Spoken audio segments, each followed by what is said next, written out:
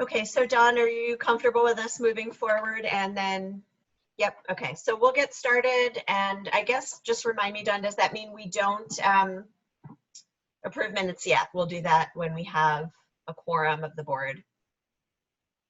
Okay, all right, so we'll just start with kind of checking in. And I also just wanted to remind and let folks know that Sue McCormick is with us today. And for those of you who are new to the group, Sue is the facilitator that we worked with all of last year on our community engagement efforts, and really glad she can be with us today and just kind of help us think about what this work might look like in this new world we're living in. So we thought it would be a good idea to just start with kind of a check-in to see how everybody's doing. And there are right now 16 of us on the call, so that's a lot of folks, but I think there might be nice to still just, if you don't have anything to share or don't feel like saying anything, great, you can pass. But I'm just going to call your name, and if you want to just share a few thoughts about how you're doing, I'd just love to check in and see where people are at.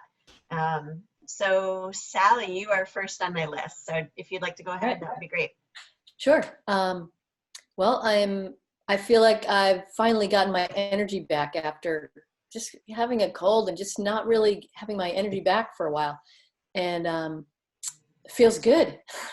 Feel like myself again, pretty much. Yeah, it's just a whole new world.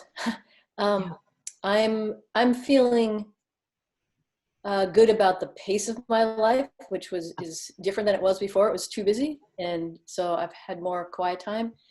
You know, I'm not working, but I'm doing other things. You know, gardening. It was so great last night listening to us and listening to Acorn propose a solar project for the landfill. And that's something I've been working on for a while with them. And it was really exciting to come together with the select board and have them talk about it and get a consensus to move forward, you know, depending on a few more details. So that's been a big high for me lately. Great. That's enough now. Well, I'm glad you're feeling better and able to move forward on some exciting stuff. Let's see, Nancy, do you have anything you want to share about how you're doing and where you're at? Yeah, it's great to see everybody, kind of. I think I'm having ups and downs. I'm having good days and not so good days, but I'm basically just fine. Great. Let's see, Steve, Rudy? Yeah, I'd have to echo Nancy. I did quite a bit of work at home even before this happened, so the transition hasn't really been all that crazy for me. And my wife is spending half the day on Zoom as well. So, but we're lucky. We're very fortunate. We're a lot better off than, you know, a lot of people I see out there really struggling to help you know, with the healthcare issues and the homeless issues and the housing problems. So I feel fortunate to have the time to even be able to participate in a meeting like this. Yeah. Okay, Sue, would you like to share how you're doing? Sure. I'm doing fine. Happy to see all of your faces. You know, just again, like everyone else trying to adjust to this new world, we have a little free library in our front yard, and with the help of our neighborhood, we turned it into a mini food shelf, and people are really using it, which was kind of surprising. So I'm just spending some time trying to figure out how to be useful. It's unclear exactly how to be useful to my clients right now because, you know, everything is changing so fast, and the work that we do is slow work, as you know. And so just trying to be open to a rapidly changing situation. And like all of you, I'm having good days and bad days, but really happy to be on this call right now. Thanks. Mary? Yeah, I echo what everyone has been saying. I feel totally fortunate that I'm not on the edge that many are right now. So yeah, fine enough. It is nice to have more quiet. Yeah. Let's see. Oh, Andrew Martin. So controlled chaos here. So trying to manage homeschooling 2 girls while running a psychotherapy practice completely online. And I'm also teaching a course at CCV, which had been in person. And so a crash course on how to do an online college course quickly. And then just sort of managing just sort of day-to-day life scheduling with the girls and refreshing myself on fractions and things like that and how you teach 4th graders. So, but I think we're starting to get into a groove. I'm going to pause for a minute because I think Kristen Blanchette just joined us, and that makes a quorum of this committee. So I'll take a minute to say that we're officially calling to order at 7:08. And we've assigned on the minute taker. If there's anybody from the public other than the folks who had planned to be here, it's open for comment, but I don't think there is anybody. So the last thing before we continue our checking in is to approve the minutes from our March 10th meeting, which I like to say was the last meeting before the wheels fell off the bus. So if I could get a motion from one of the board committee members to approve those minutes, that would be great. So moved. Okay, Andrew. And a second.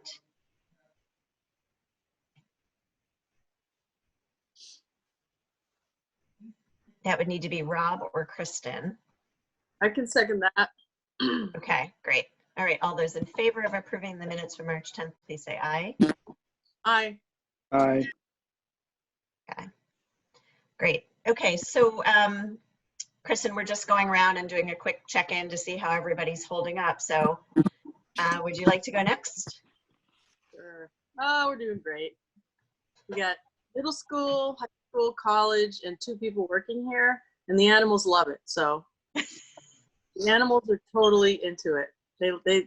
They're like, what are you all doing here? Yeah. No, it's okay. And I think that as long as we're not sick, we're good, basically. Yeah. And I hope everybody stays healthy. Yeah. So thanks for asking. I heard yeah. All right. And I heard, I heard the announcement from Patrick today, and everyone at my house thought that was a good announcement. So yeah. Speaking of community engagement. So that's right. Right. Okay, let's see. Darla, you're up next. How are you doing, Darla?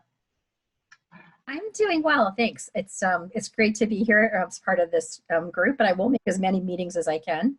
As you can imagine, my meeting schedule has quadrupled in the last couple of weeks, so most of my regular work is done via home, so my work life hasn't changed all that much, except the meetings I did attend or host are now all Zoom meetings instead of just a few of them, but I'm actually okay with that. One thing I have noticed in the last couple of weeks is I don't know if there's just more dogs in Bristol, or I'm seeing they're getting walked a lot more, but they're all going by my house. I can tell you that. Looks out over West Pleasant Street. I'm seeing a whole heck of a lot of dogs and kids on bikes. So, so that's been great. I have a bear in the window for the bear hunt, if anyone's out doing that with their kids. It was great, Sally, you mentioned that the solar field project. That's really exciting. I was really excited to hear that proposal last night at the meeting. It was great to read. It's great to actually hear it, hear it presented as well. And I think it's going to be a really cool project. So yeah, things are good here. My life hasn't changed all that much.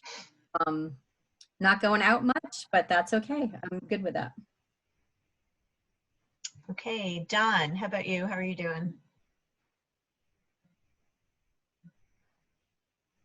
I'm good. I'm getting my outdoor time in, and spent some time on the weekend in the yard, which made a big difference. Just getting outside. Yeah. Here comes spring. Yes. Okay, I don't think we've heard from Elizabeth yet. How are you doing, Elizabeth? A minute. I am fine. I would say my life does feel pretty different. I, being an educator, a special educator, I have the interesting experience of I meet with kids all day long doing instruction with them, to fulfill their IEP needs. And it's pretty, it's kind of special in many ways. Although I will say when the announcement came that school was closed for the entire year, on that day I thought, ooh, this is going to be long. Because although it was fun, it was kind of novel for a couple days, the novelty I would say has already worn off for the students and for me.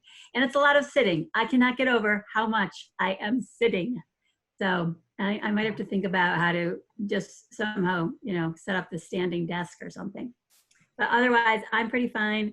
My family's healthy and, we got a lot going on here, college student, high school student, 2 adults working at home. So, life is different. Okay, a couple more folks. Kevin, how are you doing, Kevin? So I'm doing just fine. My workload is actually diminished a little bit as I look at different things. Patty's out of work being a dental hygienist. She's in a high risk field, so she's home and has taking care of the grandkids, 3 grandkids, 4 days a week. So our house is busy, and but we're keeping busy. We're keeping our chin up, and we have the fortune, as many people have said, to be comfortable through this process. And I'll just echo what Darla said about the dogs. There's no cars going by our house anymore. It's all people and dogs. You wouldn't believe the number of people that are walking in the village right now. Yeah. Okay, Kim Callahan. How are you doing, Kim? Good. Hi, everybody. We're doing fine here, trying to get outside as much as we can, and lucky that we live in a place where we can do that. We've been navigating college, the college graduation being canceled, which is disappointing, and post-grad job that got canceled. So, that's a disappointment. So trying to help soldier on for our college senior, and then our daughter who was supposed to move to New York City 2 weeks ago and wisely made the choice to stay here in Vermont with us. So paying New York City rent, but getting mom's home cooking. So I think it's a good trade-off in the fact that she's not in New York right now. But all in all, we're very good. So good to see everybody. Okay, Rob, how are you doing, Rob, up in Lincoln? Hold on here. There we go. I think I've got it unmuted. It's an interesting place to feel fortunate when comparing yourself to folks that are really struggling. Mull over that most of the day, but day to day, my life doesn't look that much different. Being a stay-at-home dad with a 10-month-old daughter, living at the end of a dirt road in Lincoln. We're not skiing anymore. Now we're hiking, I guess, which is really nice. My wife's home now working, and so it's nice to have her around to see her a lot more. And it's a brave new world. And I think a lot of hypotheticals and what ifs this just got a lot longer. So it's been a lot of my thinking about that too. And for those who don't know, Rob is a new MAUSD board member representing Lincoln, so we're glad to have him here and on the committee. Okay, we've got Sarah McLean. How are you doing, Sarah? We're good. A lot of highs and lows, like many highs in a day and many lows in a day. It's not day to day. It's pretty much like every half-hour segments. Have a lot of respect, even more so for the teachers who teach these kids. Missing them, but they're doing a great job. And yeah, basically feel fortunate, grateful, and frustrated. But been discovering our woods a lot more, which are just beautiful every day. Okay, Sean is here for Neat TV. I don't know if you're there, Sean, or just recording, but if you're there and want to say how you're doing, go ahead. We just see his hat, so.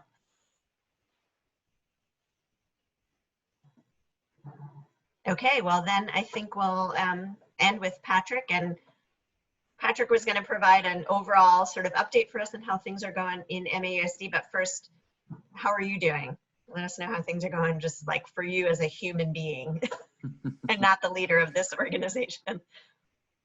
It's hard to separate the two. But I think, like others have said, feeling really fortunate, especially for my health and my family's health. I certainly have no shortage of work to do, so that's keeping me busy and occupied, which is great. And just managing the moment information that's coming out and working with lots of different people in different positions, sort of, partnering with fellow superintendents, with MAUSD administrators, et cetera, trying to navigate these different and challenging times we find ourselves in. Well, oh, go ahead, sorry. I was just going to transition to the sort of organizationally, if you're ready for that. Sure. Yeah, so just, you know, to let folks know, I think, you know, originally we were going to try to focus on what this group could do to support the work of consultants in, you know, thinking about our long-range facilities plan, and that's definitely still really an important part of this work, but it felt, you know, like obviously there are other more immediate things happening, and so Patrick, Don, and I had a chance, and Sue had a chance to talk last week and think about how to spend this time, and we thought just even hearing from Patrick how things are going, what's happening in the school world right now would be really valuable. And then Sue's here to sort of help us, you know, think about what this committee can do to support that work in the immediate term, if at all, and then moving forward. So, so yeah, if folks are okay with us switching to hearing that update from Patrick, I think that would be great. All right, hearing no objections, I guess we'll go with that. No. I think really first to just start honestly with a celebration, I think, in terms of what is happening in MAUSD in light of these challenges. MAUSD has really risen to the occasion in terms of overcoming the challenges, but really understanding community need and meeting that community need. So when I think about today marks 2 weeks that students have been not physically present in our schools. And in those 2 weeks, we have kind of flipped the entire system on its head. Now pushing out meals to families by delivery. You know, our food service program is producing about 1,800 meals a day, 900 breakfast, 900 lunch. And we're delivering most of those through the buses with the support of a lot of people. Much to the gratitude of the people who are, you know, at the end of their driveways receiving those meals. So that's a really good sort of feel-good opportunity to be on that bus and have that kind of interaction.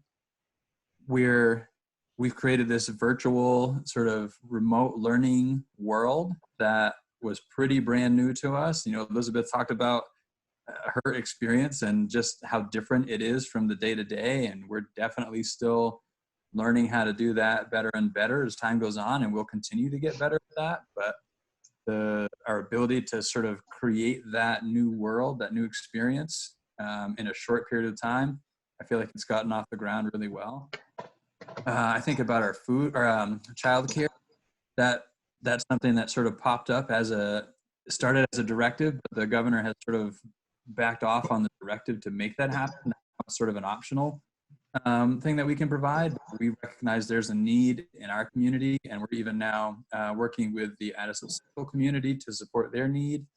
It sounds like possibly even the Addison Northwest community in the near future, to try and make sure that because we have capacity and others are struggling with that capacity, to meet that need so that really essential systems can happen for all of us, right? So we want to make sure that the nurses and doctors and other folks can be doing what they need to do to help keep everyone safe and healthy. So we feel really, really good about what we're able to do to support our students and our community, but really the larger community in Addison County. So really feel great about everything that's happening there.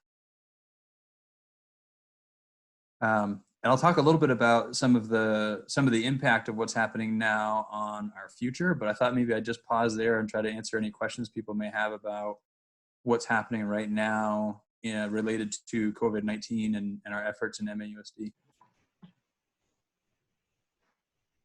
Yeah, I think I don't, oh, I do see the hand raising, great. So if you know how to do this and you raise your hand with a question, I see Darla's got her hand up, so I'll call on her first. And if you don't, and I'll just keep scrolling back and forth and you can give a wave, but go ahead, Darla.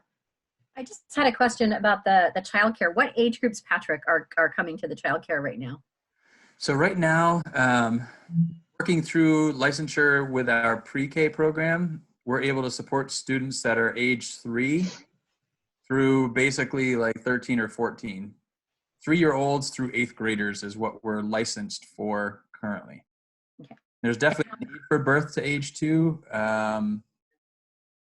but we haven't been able to provide those services. Okay. And how many kids do you have right now attending?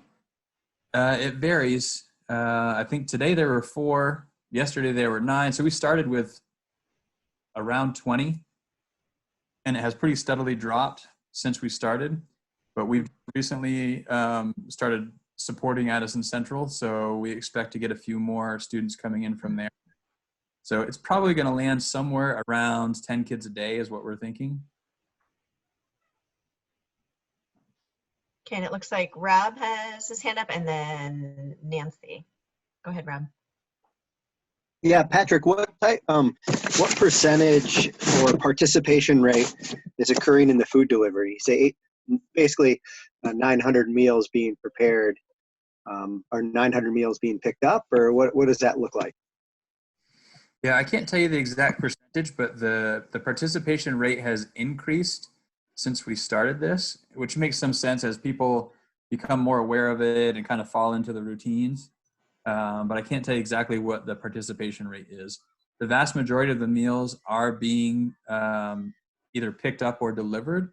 There are some leftovers, and we've partnered with some, so the food shelf is somebody that we've partnered with for some of that leftover food, especially Wednesday, Thursday, and Friday meals, because the food shelf is only open on Fridays, and from a just food quality perspective, keeping the Monday leftovers and the Tuesday leftovers until Friday isn't great practice. So we are trying to find those creative ways to make sure the waste doesn't go wasted. But the reality is on a regular school day, there's food waste. So that's sort of part of the business.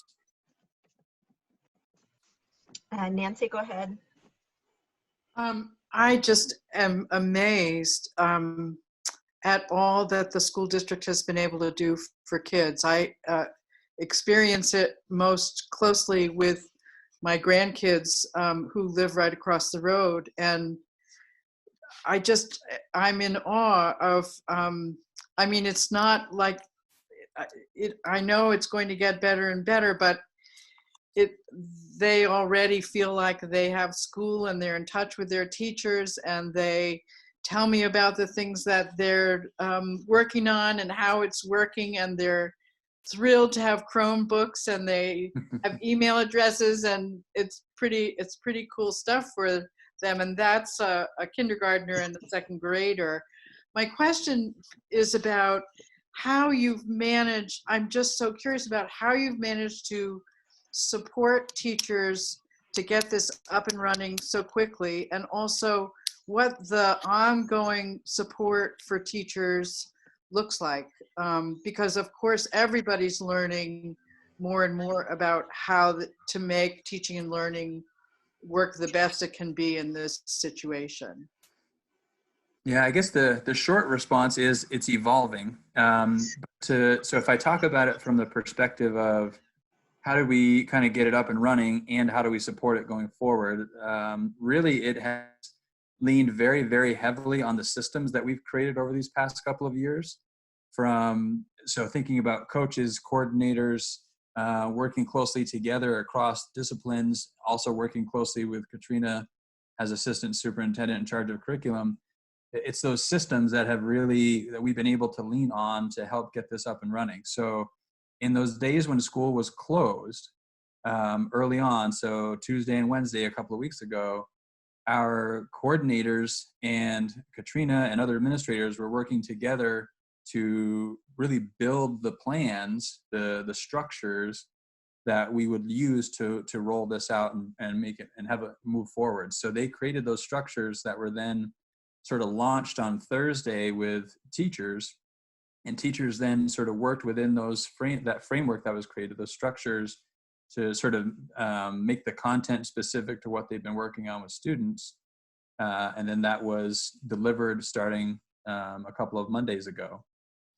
That same work now, so as the announcement came and school is going to be in dismissal for the balance of the year, we're going to lean on those same systems, those same structures to help evolve into new learning starting in mid-April.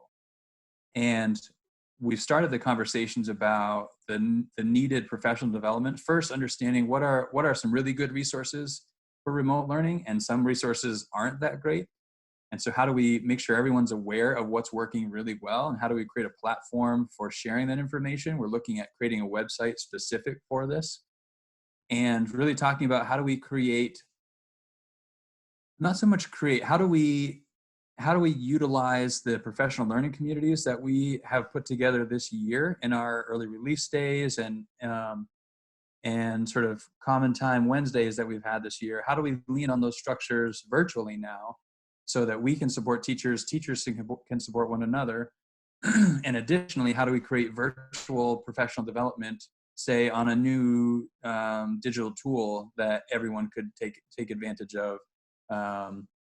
And working with our coaches and our coordinators to help make plans for that professional development and deliver that in small groups so that teachers get the support that they need. So that's sort of the how did we get it up and running, and how do we launch it? And then obviously loads of work by our educators to really think about how to make this work and how to make those connections with kids. And we actually, on Friday, a small group of administrators created a system where we can track our ability to connect with every single student so that we know who's engaging, who's not. And for those that are not, we can inquire about what's getting in the way so that we can figure out how do we help families overcome whatever might be getting in the way so that students remain connected somehow. So, and every day, more and more ideas about how to do all of those things better are surfacing. So that's the piece that's exciting too. Like, getting things up and running is the hardest part. And now it's a matter of refining and hearing from the field, how's it going and what's working and what's not, and building those systems to support one another.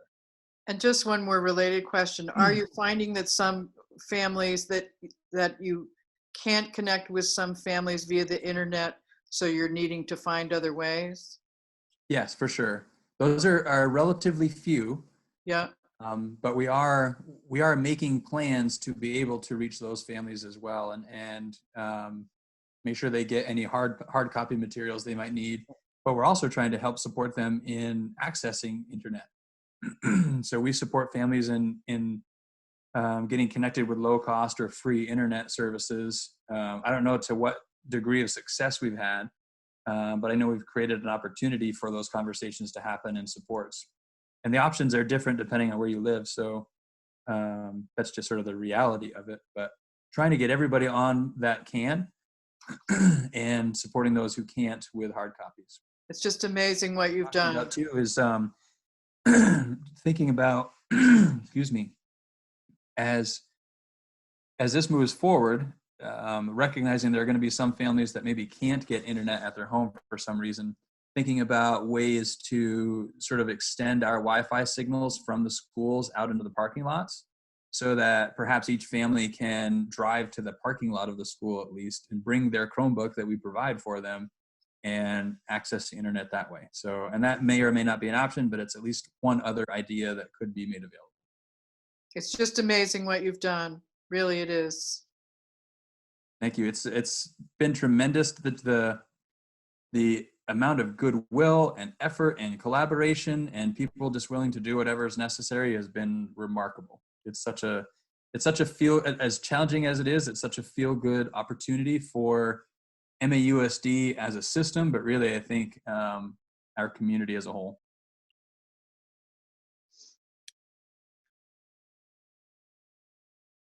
Does anyone else have any questions or thoughts about some of these updates that Patrick shared?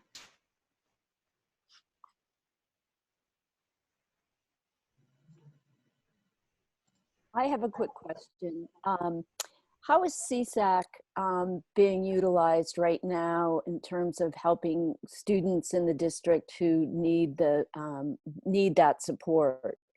Are we still working with the school-based clinicians, and are they reaching out to families? And I'm just curious how that's working right now with students not physically being in the building. Mm-hmm. Yeah, so we are still working with school-based clinicians.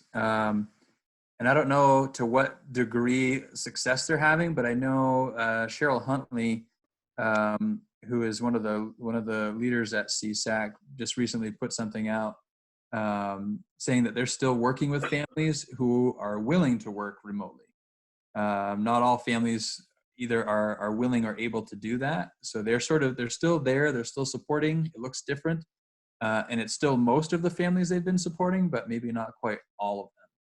And so that's something that we'll need to continue to figure out as well. And CSAC is a partner in the work we're trying to do in supporting students socially and emotionally. And that's not lost on us either. So our SEL team, so again, coordinator, coaches, and SEL are working simultaneously alongside our more academically focused coaches and coordinators to think about how to support students and families through this. So that's going to be, much like with the 2 focus areas for our strategic plan, we're going to keep that focus on the academics and really trying to pare down what are the essential academics that we need to really make sure we're delivering, while simultaneously doing whatever we can to support kids socially and emotionally. And part of supporting kids socially and emotionally is supporting families through this, right? Unhealthy mom and dad at home aren't going to be much help to the sort of unhealthy students at home. So we're taking sort of a holistic approach for the family and making sure that we're offering tips and techniques and supports to families as a whole to sort of be mentally and physically well. If I could speak to that for a second, I work at the Howard Center, and we're all doing telehealth, and I think they're doing that at CSAC also. And also, so that's the first tier, is to get the people that are caseloads, make sure they're getting the help they need, and as you said, Patrick, or want. And then the next phase is there will be people and families who are very stressed because of what's happening. And so I know that at the Howard Center, we're starting to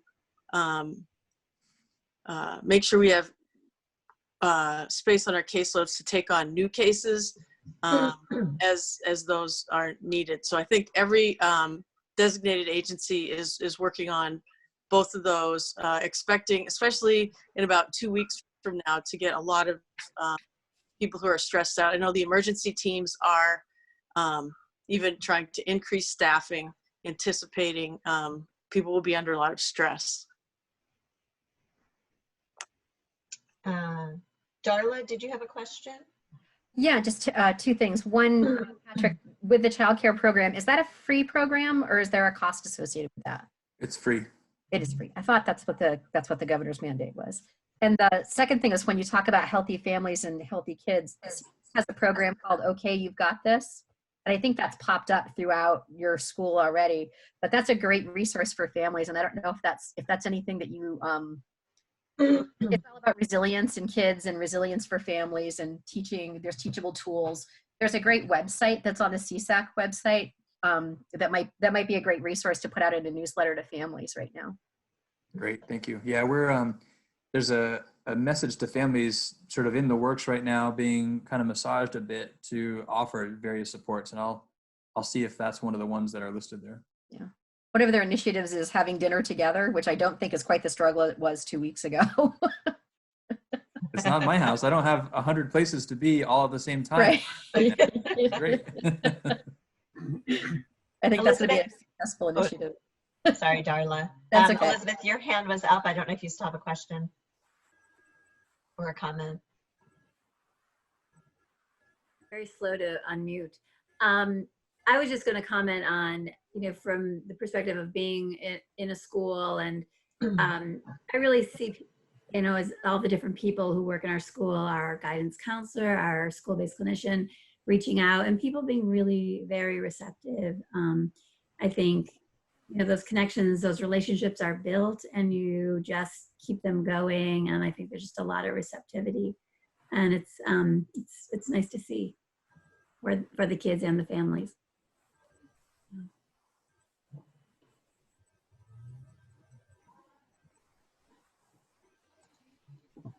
Okay, so two things. One, before we shift to the next part of the agenda, I did, and I think I said this in the email, but I wanted to acknowledge that originally I scheduled this for 7 to 8. So if you do need to leave at 8, that's totally great. But I think that was an ambitious or just, oversight on my part. So I don't know that we need 2 hours, but I think we'll go past 8 o'clock. So feel free to duck off if you need to. And so on the agenda, we have this time to think about the role of this committee, and it might help, and I'm going to ask Sue to help me with this piece, but I think we were imagining that, Patrick provided sort of an update on how things are going in schools, but there's another layer of things that are happening that relate to our district's health overall, and decisions that, need to be made short-term, immediate term, longer term. And I think that's a part of this work, is figuring out how we can provide input where helpful, or communicate out to folks where helpful. So I think we're going to shift into that phase of the conversation. And I don't know if you want to add anything to that, Sue, before we let Patrick kind of share some of his thinking around those things.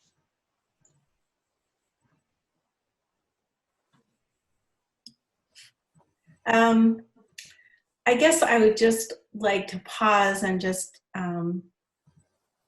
again, kind of reiterate what other people have been saying about what a fantastic job you all are doing. And Patrick, it's just really great to hear about how you're approaching this. And I'm, in relationship with other districts, and I can tell you it's not going quite like this everywhere.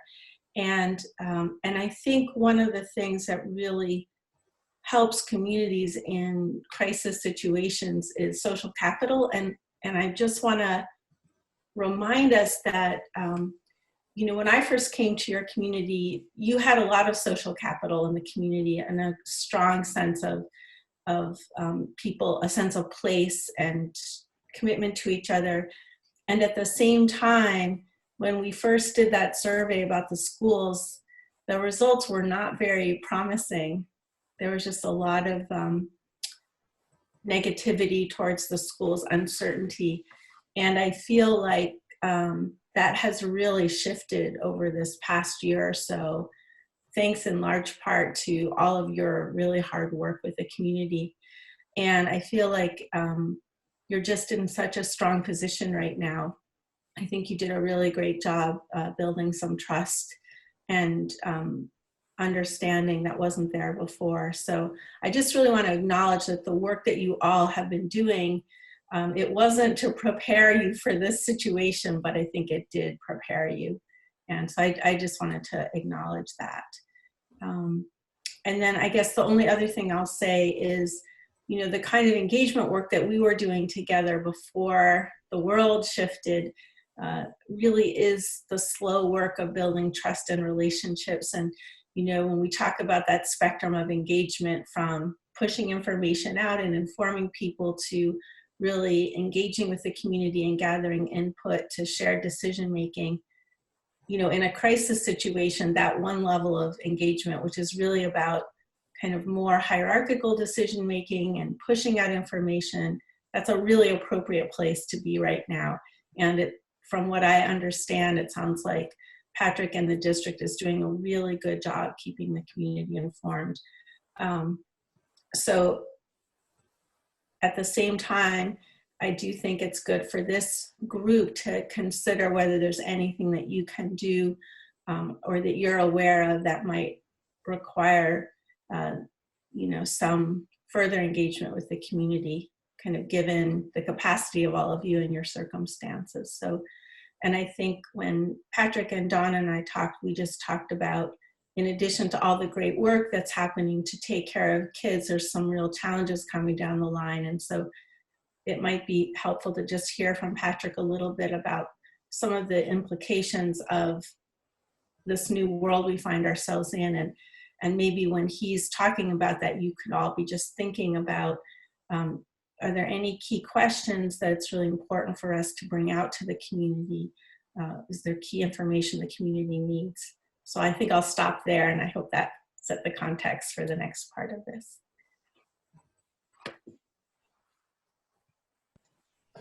Thanks, Sue. Okay, so Patrick, if you want to just share a little bit about kind of how we stand as an organization in light of what's happening now and how you see that impacting our work moving forward. Sure.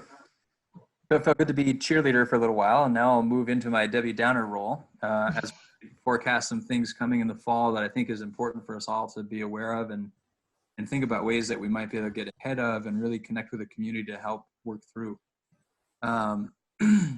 So in the fall, so I guess if I start with the facilities study, so nothing has happened with the facility study since we last met, because pretty much right after we last met, the whole world changed. So that has been the focus for the last couple of weeks. However, part of the timeline seems like it's necessarily going to change. One of the important pieces of this study would involve people visiting our schools to see how they operate when school's in session and kids are in the building. Kids aren't going to be in the building for quite a while, so that's going to have an impact on the timeline to create this study. Nevertheless, hopefully we can get the study completed in the fall so that we have information to work with as we do some of our long-range planning. That's really important for us to continue. And as I think about the fall, there are several things that I feel like are going to be at least potentially converging that will create a really tricky situation and put us in a place of needing to make some short-term decisions perhaps, while we still continue to work on what needs to happen long-term. And I think the more people can anticipate this and understand it, the more able we will be to get ahead of it and think about strategies to engage the community to work through it. So the facilities study is a piece, and that is something that I anticipate happening around budget building time in the fall. And we're anticipating the building of FY22, which is what we'll be doing in the fall, as being a pretty challenging budget building cycle, regardless of anything else, just in light of our equalized pupil count, cost per pupil, the spending threshold, all of those sorts of things. Adding to that, we have the possibility of a change to the weighting formula for equalized pupils. And right now, if the weighting formula goes through as it's proposed, that has us losing about 113 equalized pupils on top of the equalized pupils we would be losing. So what that amounts to is a little over $2 million in revenue, assuming the spending threshold stays the same. And there are a lot of assumptions that are built into this projection. But that $2 million on what we might anticipate is somewhere around $1 million just from the course of our declining enrollment. It just compounds that challenge even further. So that's a big wonder about how do we navigate that loss of revenue as we build the budget that we need to bring to voters for FY22.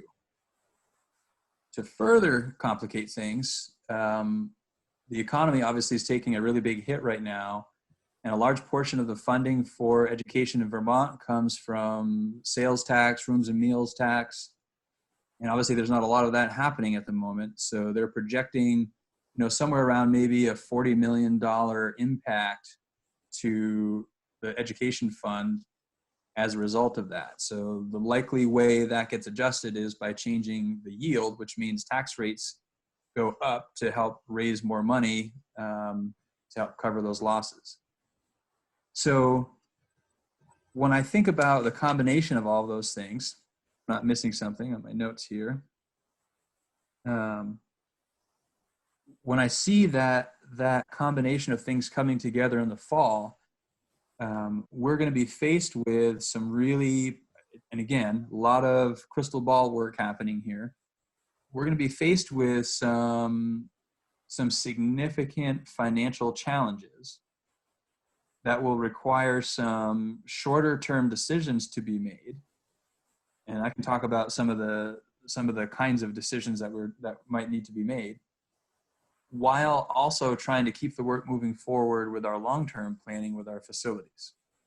Hopefully, I think that the timeline was leading to a budget vote or some sort of a vote before the community town meeting day next year.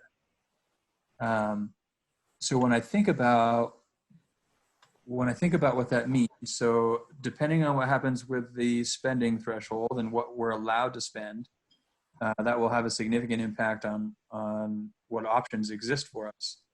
But assuming something doesn't change there, and assuming we would be over the spending threshold, our options really are either ask the voters to spend over the spending threshold, or have to find cost savings to not spend over the spending threshold.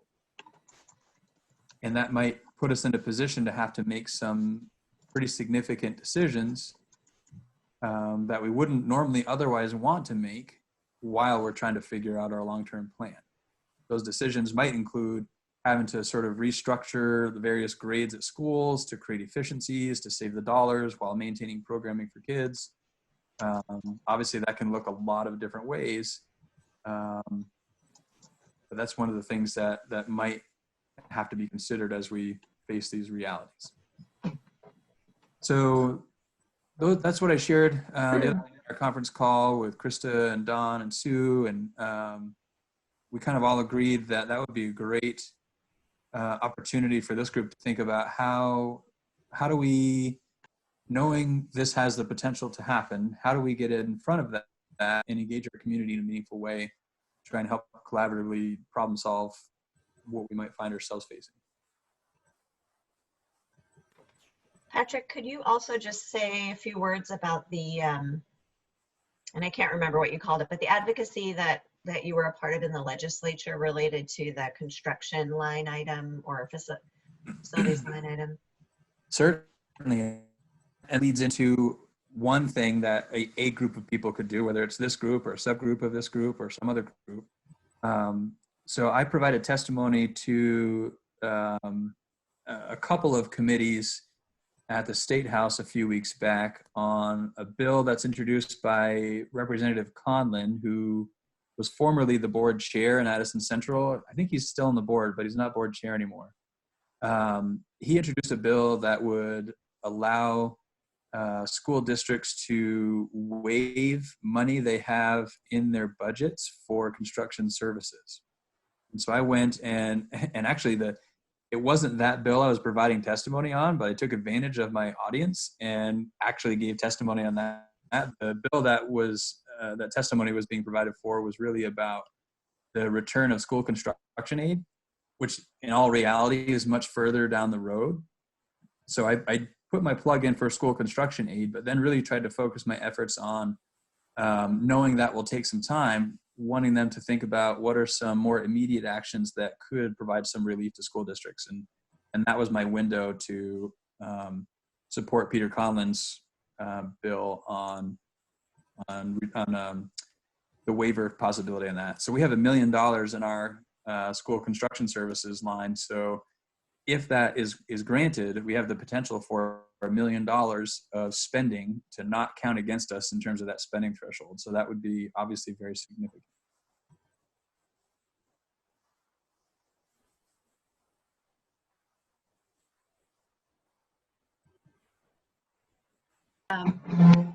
Let's just pause for a minute because that was a lot of info.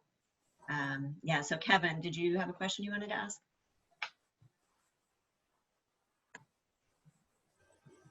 Yeah, I just wanted to hear a little bit more about the weighting study, because there's a few things going on with it, and given the activity in the legislature, does it really seem like That's on the horizon for next year.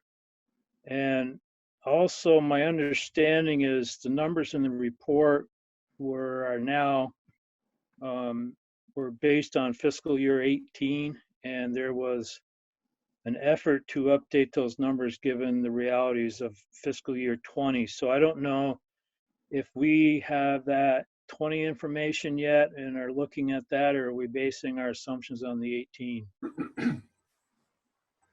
Yeah, so those are two good questions. The first one, really hard to know. There seemed to be a lot of momentum and support for the weighting study change to happen prior to COVID-19 and the world getting kind of turned upside down. So I don't know how much that momentum is going to carry forward through the rest of this session. Really hard to know. I think a lot of things are very much up in the air, so it's very much uncertain. I think I'd have to go back and look, but I think the figure that I saw that showed us losing 113 equalized pupils showed us as a unified district, which to me, so for us, the difference was FY18, we were not unified, and I saw the earlier data that showed impact by town if the weighting study were to move forward. And the more recent data that I saw that showed the projected loss of 113 equalized pupils was for MAUSD. So I'm feeling like that was the FY20 reality that I was looking at there.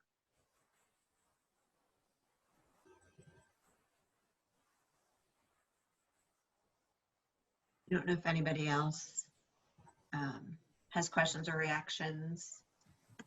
I don't see, I've lost track of my hands going up. So if you have anything to say, jump in.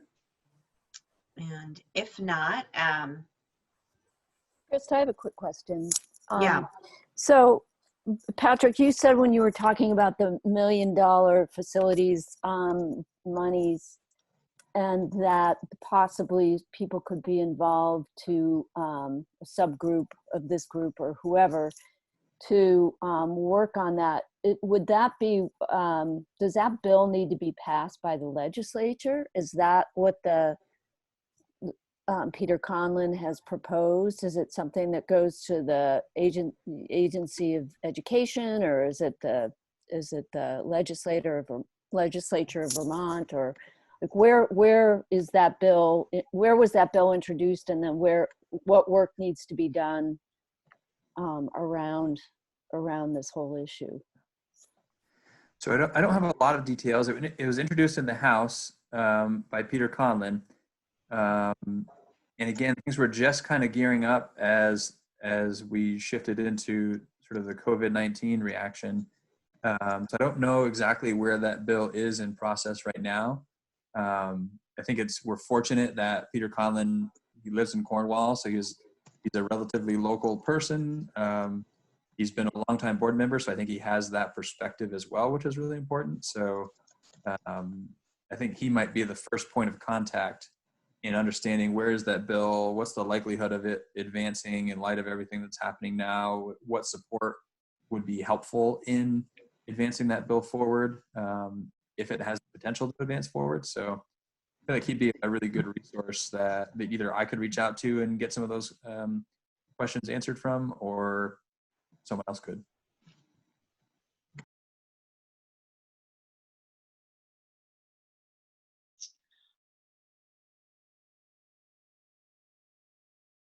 Just before everybody talks. Oops, sorry, Rob. Sorry. Could you just say your name before you talk? I'm trying to capture it in the minutes, and sometimes I don't get back enough to see who talked. So Yep. if you could say who it is, that would help. And Thank you. I think I was trying to call on Rob, but I was muted. Go ahead, Rob. Patrick, this is Rob, by the way, Don. In regards to losing 100 and quote unquote 13 equalized pupils, how are they shifting? Do you know how they're shifting the weighting of students in that calculation?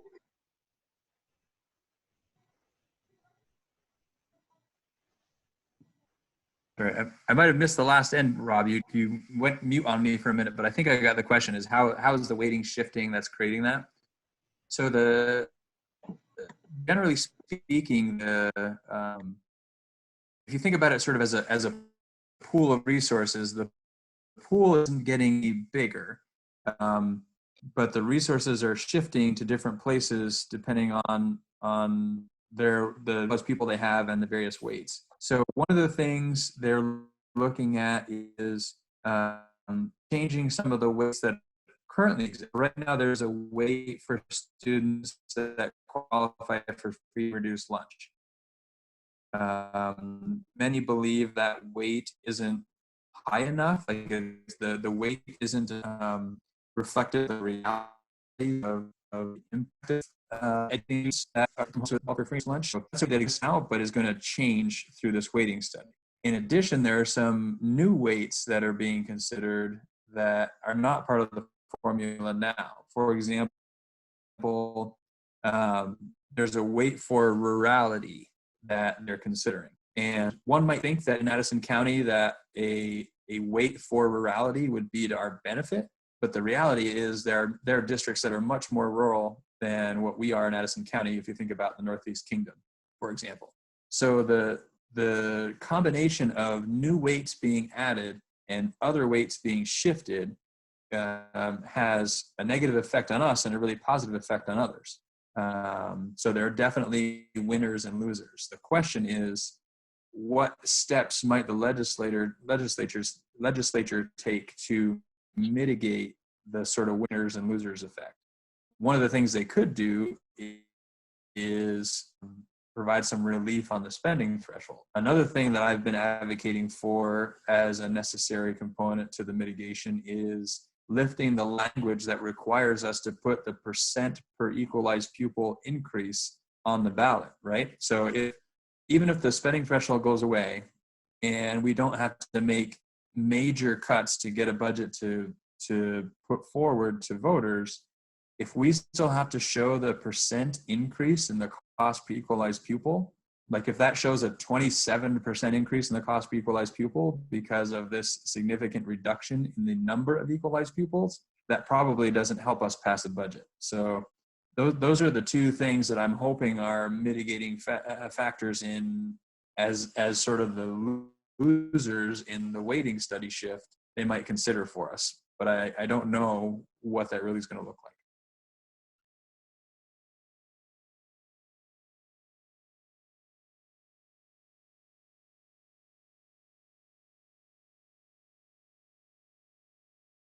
Krista, it looks like Nancy has got her hand. Oh, go ahead, Nancy, sorry. I haven't been in touch with anyone in the legislature in the past couple of weeks because like the rest of us, I've been busy with other things. But there's so many moving parts right now in terms of what the legislature is going to do and what the feds might also do. The legislature is going to be faced with the sorts of things that Patrick was talking about, but they're going to be faced with it all across the whole state.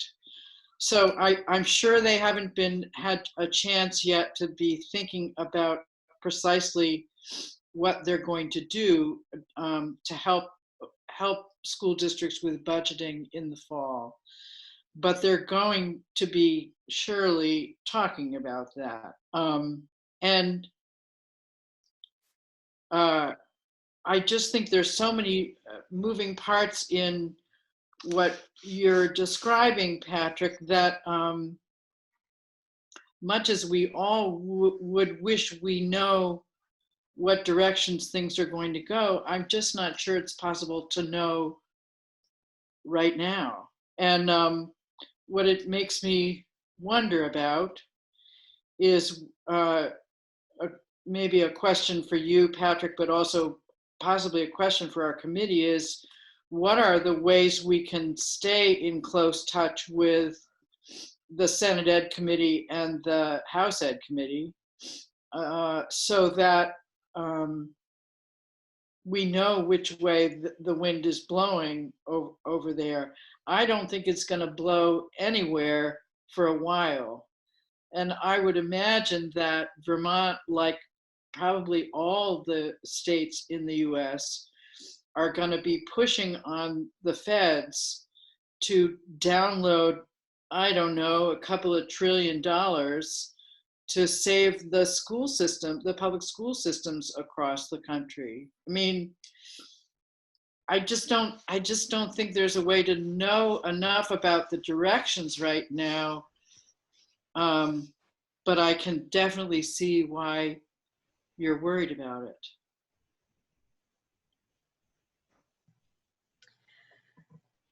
One thing I'm thinking of, and I wanted to ask this group, and maybe now's the time, is kind of to the point of so much being unknown. You know, I'd love to get a feel for this group's bandwidth, because, you know, it might, you know, it seems like it would be good to just stay in some sort of contact with some regularity so we know what's happening, but, and how we might help get input from the community that could be useful, or advocate and communicate with the legislature if that could be useful, but we just don't, there's so much that's unknown still. But I'd love to know from folks what your level of capacity is right now for connecting with this group. Is it, you can't even think beyond this meeting and don't want to commit to anything? Is it, you know, maybe every 2 weeks we get together and sort of hear an update and think about how we can be helpful? Is it, I don't know. I'm just throwing it out there to get a feel for what people are thinking. Yeah.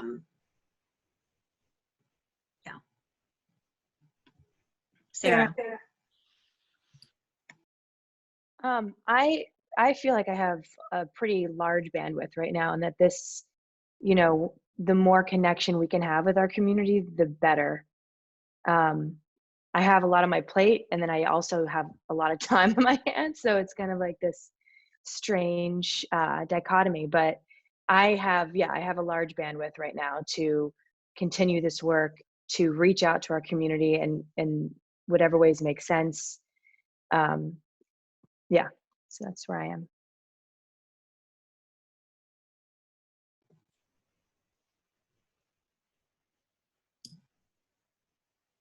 Mary, we can't hear you. I know, my computer just told me the same thing. I was wondering if we're just talking, but I guess I'm going to talk. I agree. Yeah. I have time and bandwidth enough, and I'm really interested in trying to figure out what other avenues we might not only just know where the wind is blowing in the legislature, but also maybe helping the wind to blow. And in that way, like in the work that I do, I'm often in contact with other communities, and we all know everyone's struggling with very similar things. And, you know, there's a lot of appetite out there for networking with each other on lobbying the legislature.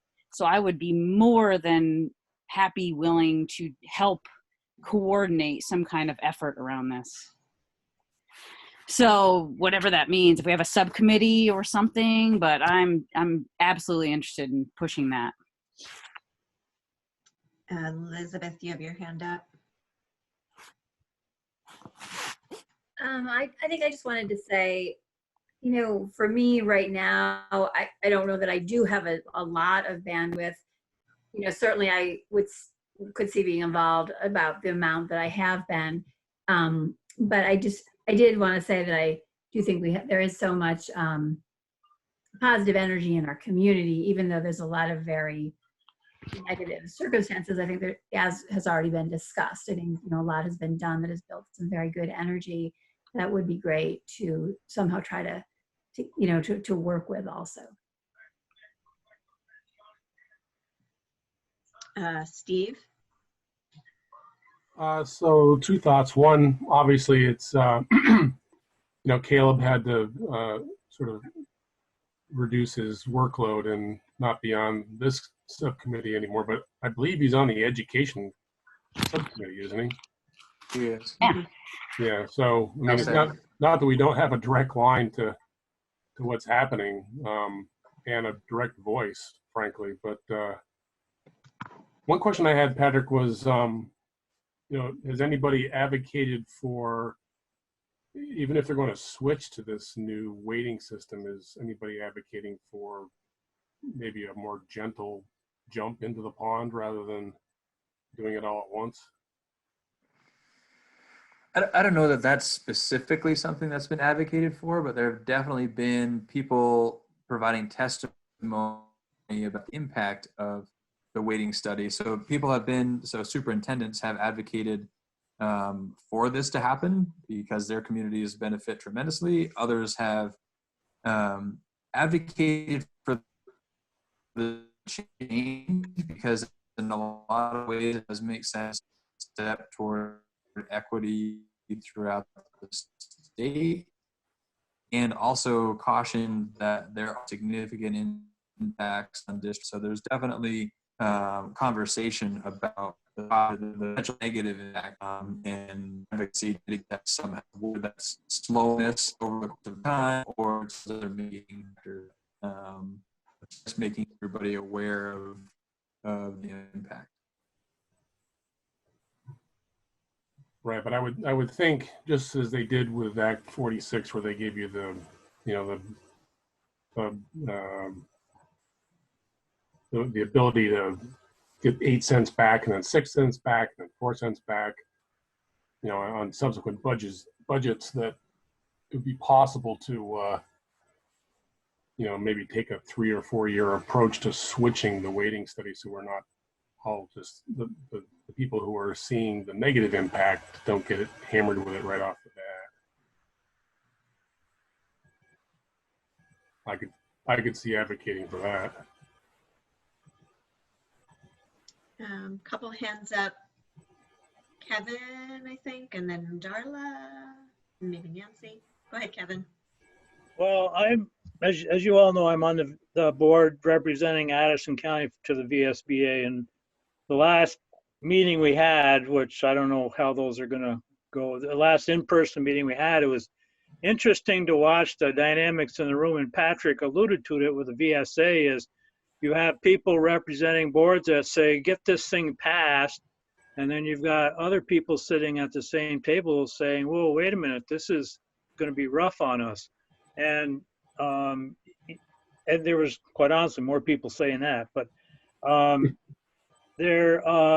VSBA ended up approving a passing or making, I guess say passing, a directive or a concurrence that they would be lobbying for something to be done in a timely, sensitive manner, such so that you would pretty much phase it, go to a more of a phased-in approach, so that you could ease it in and be respectful of the people that are hurting financially and want that relief, and those that are on the other end of the spectrum that are going to be penalized.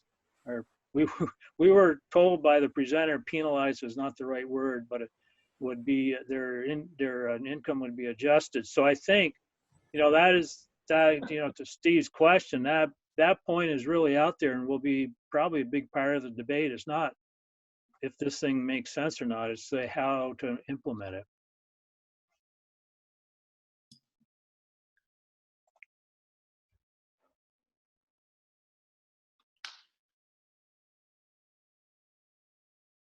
I think I was next. My question is for Patrick. Do you have, what's your timeline, Patrick, that you need to have some of this information? Are there hard dates that you need to have something to present beyond this group at certain times? Hard dates aren't really coming to mind for me at this point. So I guess when I think about hard dates, end of January is a hard date in terms of the board approving a budget to submit to voters. And then, you know, 30 to 40 days ahead of town meeting is another hard date in terms of getting something in front of the voters for that window. So those are the only two hard dates that are coming to mind for me. Okay. Krista, this is Sue. I just wonder if it's okay. I know some other folks have their hands up, but I just wanted to pause. I just don't want to lose the question that you asked a little earlier in the meeting about people's bandwidth. And we heard from some community members if they have time and interest, and some other folks that can continue to be involved about the level they are. But I think it would be good to just maybe have a show of hands for people who at least want to continue to kind of meet regularly in this virtual way during this kind of period of uncertainty, just so you can get a sense, Krista, of where the group is at.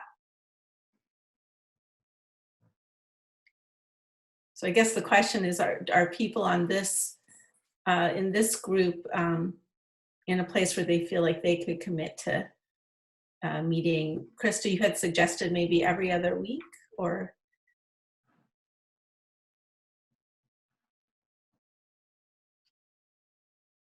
Oh, Krista, we can't hear you. We can't. I think you need to unmute.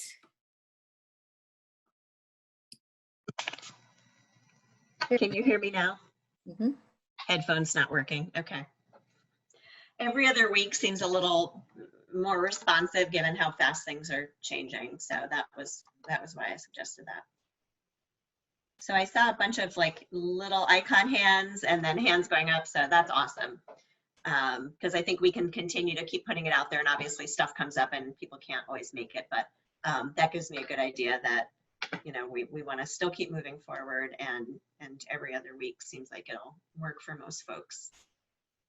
And then if it's okay, I just wanted to offer a couple of thoughts, because I think the questions about the legislation could take up, you know, all of the rest of the time for the call, and I think that's really important. It sounds like there's a lot of uncertainty about that, but what I'm just noticing during this call is it seems like there's some real energy in the group around doing some advocacy work around some of what's happening in the legislation, maybe around the weighting, but also around just what kind of help is going to be needed given where we're at. So I feel there's some energy there. Also, I think this is time is a real opportunity for us to look at all the assets that we have in different ways than maybe we have before. And I think Patrick gave a whole bunch of examples of how that's happening at the school district. And, you know, this committee is an amazing asset. You have this combination of community members and board members. And so I would encourage you between now and your next meeting to just be thinking about, you know, how can you leverage this asset in this moment, given where you're at.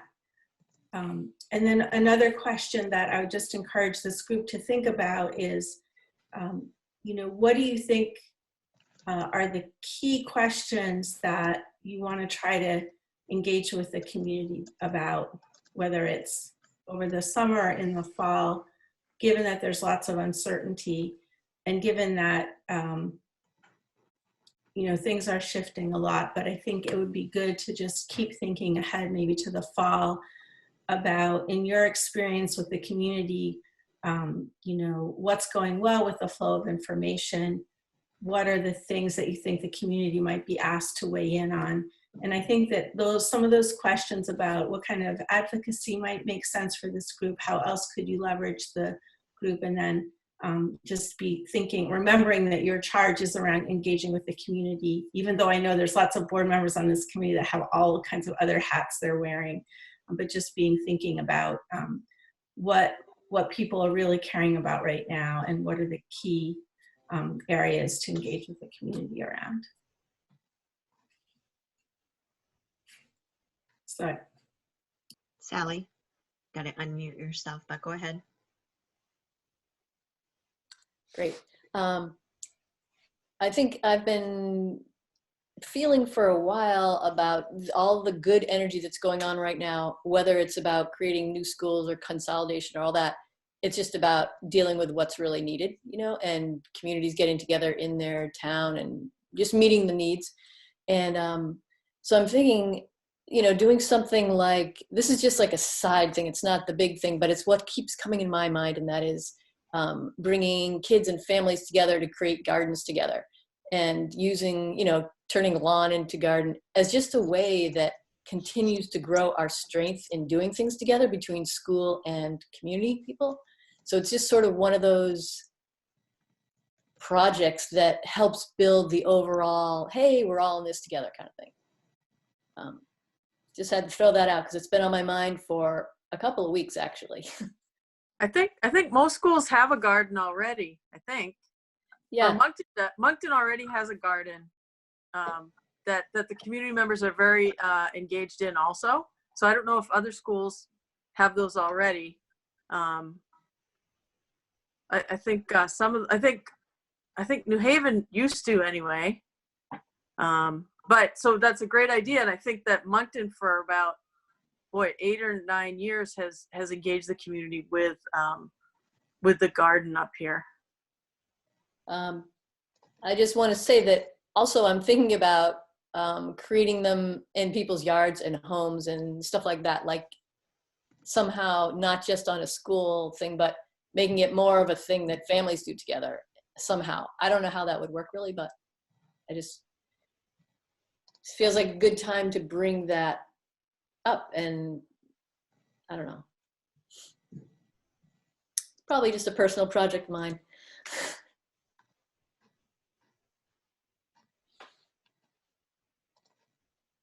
Sorry, I think I saw, Kristen, do you still have your hand up, or is that from before?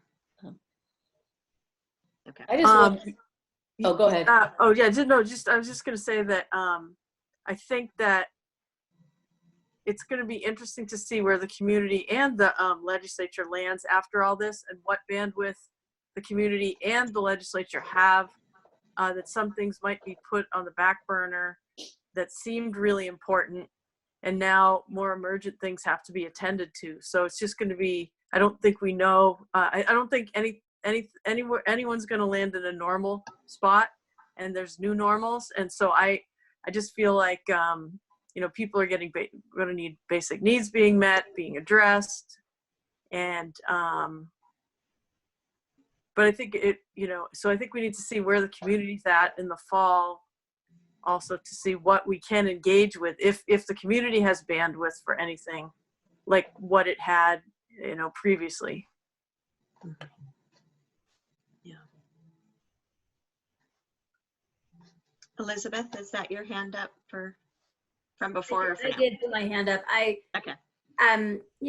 It's, I'm thinking about what Sue said about, thinking about, okay, what is the purpose of our committee? And we can go in many directions, really thinking about doing work with the legislature. Something I just am thinking about a little bit, and it maybe ties into, Sally's thinking about, at a more like grassroots level, is I've thought an interesting quality of this time right now is that we've brought back into our community a lot of different ages. Like we've brought back this population of these college age students and very young adults who are sort of about to launch, who sort of really can't launch right now. And this is sort of a short-term idea about sort of community engagement, but I have sort of wondered how to, and it's not right now, we've got to get through this crisis period in a way, but then, some way of incorporating that age group into, who are very recent products or,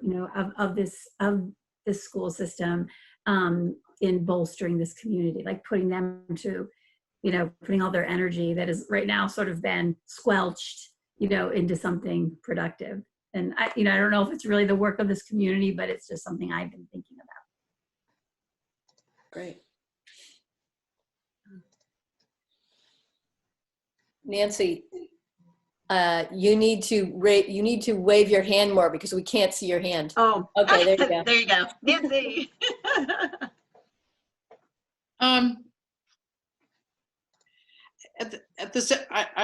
I think meeting frequently every 2 weeks or so is going to be helpful to us. And I do think the legislature, we should do some thinking about helping the legislature understand what would be great for them to be thinking about and doing.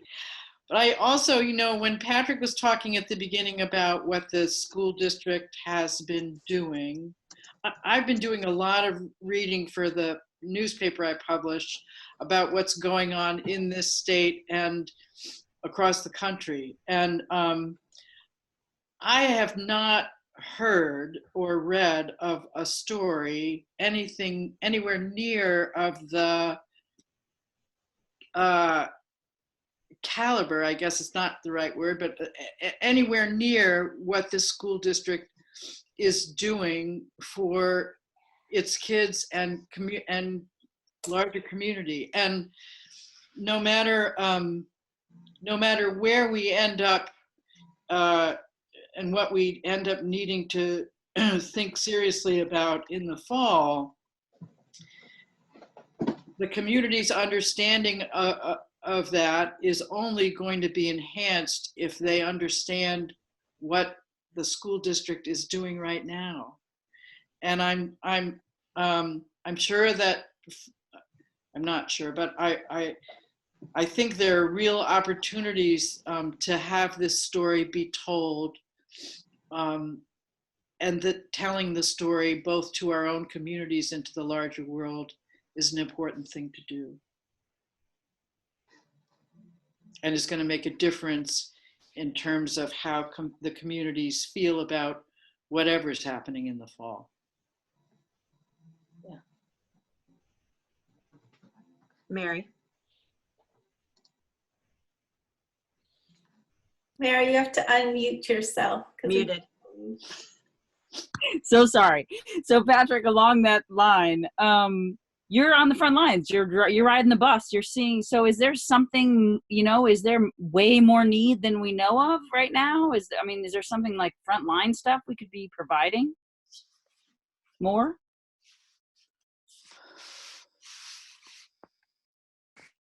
Honestly, we have pretty decent capacity right now to meet the need as we understand it. Obviously, our understanding of the need may evolve as the situation evolves and more people become ill or have to quarantine. But right now, we're feeling like we have pretty decent capacity. That's so great. One thing I wonder about, Mary, kind of going along with what you're talking about and what Nancy said about the story needing to be told. Patrick, when we spoke, it was just amazing to hear you talk about the food service workers and the bus drivers and all the people. And I wonder if there's something that this group could do to kind of celebrate those people in a way that maybe would feel different than more of an internal kind of celebration that you're offering people. But I just wonder, you have all these people here that might be able to find some creative ways to honor the people on the front lines that are doing all that good work. Yeah, and if I could just add an anecdotal piece to that, and I think maybe we talked about this the other day at our conference, but so I went into the kitchen at Mount Abe a few days ago now, I guess it was middle or end of last week, just to express my gratitude toward the work they're doing. And they were literally like dancing along to the music while they were making food for the next day, like just in really high spirits, despite the fact that they're perhaps doing more work than they would be doing on a regular school day, on the front lines, showing up to work when so many others don't have to show up to work. And bus drivers, riding the bus and hearing the bus drivers talk about, oh, no, this student usually comes out on my way back through, and oh, he's probably, just the personal connection that bus drivers have with students. Like, it's just so amazing. Yeah, and the signs and just incredible. And unfortunately, like the thank you signs don't always make it into the food service people. So I'm trying to think of a way to get the food service people out of the kitchen on the buses so they can be out in front and seeing the sort of fruits of their labor. So I've talked about that with Kathy Alexander, our food service director, and she's contemplating what that may happen. So, but any other ideas to just these people that are doing such amazing things would be very much appreciated. I've even wondered about people are sending me lots of different ideas of things that are happening in other places. So one of the things that somebody sent me recently was a sort of police-led parade of teachers in their cars around communities, just like honking the horn and waving and saying hi to kids, which is something that people get to experience when they ride the bus and deliver meals, but if they're not on the bus delivering meals, they don't have that same kind of interaction. So that would be another option for a great sort of feel-good opportunity. You know, obviously some logistical coordination, but seems feasible even in our more rural communities. Traffic's not a problem right now either, so. Yeah, just don't let the bus drivers in the kitchen. I've sort of lost track of whose turn it is, but I see Kim's hand waving, so go ahead, Kim. Well, just to piggyback on Patrick, your idea, people could gather in their cars out in the parking lot at Mount Abe, and then, you know, somebody could ask the food service people to come out in front of the school, and we could all be out there in our cars and honking horns, and, you know, maybe have a little parade around the circle, or, you know, that would be a great way for the community to thank them. But I wanted to go back to something that Elizabeth said, and Sally's idea. I'm involved with the Addison County Mutual Aid Group, and we've got quite a few volunteers here in New Haven. And I've got several college kids that they want to do something, they want to help out. And they're helping with delivering groceries, but they also want to help with tutoring kids in the district who might need it. So I don't know if that's a way for some of these college kids who, you know, have, you know, maybe majoring in a language or in math, or there might be the possibility of connecting some of those college volunteers, because I don't really know where to send them. It's hard to connect with people in the community who might need tutors. We can do sort of our own outreach, but if there was somebody at the school in the district, or with maybe the principal of each town, could field some of those offers from these college kids, because I know they really want to help, and I'm sure there's kids out there that might be able to use a little bit of extra help in math, or, you know, even somebody just to talk to, even just like a mentor of sorts. So and it would all be online. So so I don't know, I just thought I'd bring that up as an idea, and I've been trying to encourage these young people who have volunteered that there's ways that they can help, and I'm trying to figure out where to steer them and how to make that happen. One of the things they could do, if they're interested in volunteering, is reach out to my administrative assistant, Jennifer Willie, and you can email me and I can put you in contact with her too. She's keeping a list of people who are willing to volunteer in a variety of ways. So we're just trying to kind of create this sort of reservoir of volunteers, so that as people, again, become ill or have to quarantine, that we have sort of this pool of people that we can tap into to fill whatever need it is that might arise, depending on where we lose our support. So that would be a great way for them to get connected, and we could even maybe start a tutoring tab, and then we can make people aware of this sort of bank of tutors that are available. That's awesome.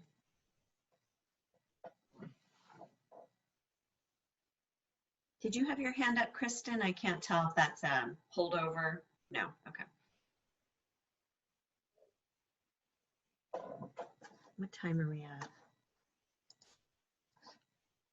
8:30. Yeah, so Kristen, it seems to me that you've just generated a lot of really wonderful thinking and ideas, and you know, maybe this can be sent around to folks to just be thinking about whether any of these seem like they rise to the surface as something the group would really like to take on, or maybe there's one or two things, and then the next time you get together to talk about how to move forward on some of those. Can I get just a thumbs up from folks if that sounds like a good plan? Okay. Okay, well, thank you everybody, and thanks Sue for helping to herd us, and Patrick for sharing what you guys are doing.